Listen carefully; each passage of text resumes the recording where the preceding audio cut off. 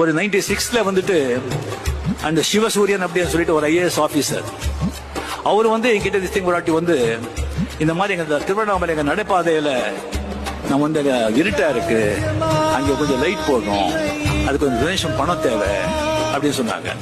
நான் சரி அப்படின்னு சொல்லி கேட்டு ஷூட்டிங் போயிட்டு நான் இவ்வளவு பணம் சொல்லி நான் கொடுத்துட்டு நான் போயிட்டேன்.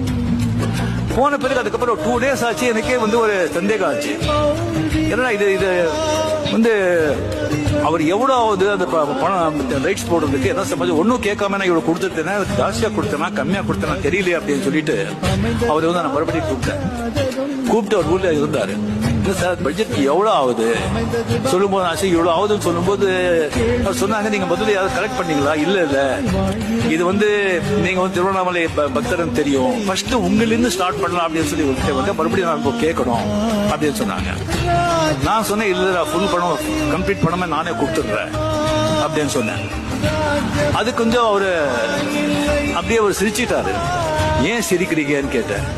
இல்ல நான் வந்து விசிறி சுவாமிகள் ராம் சுரத்குமார் சுவாமிகள் அங்க இருக்காங்க, அவருடைய சிஷ்யன் நாங்க.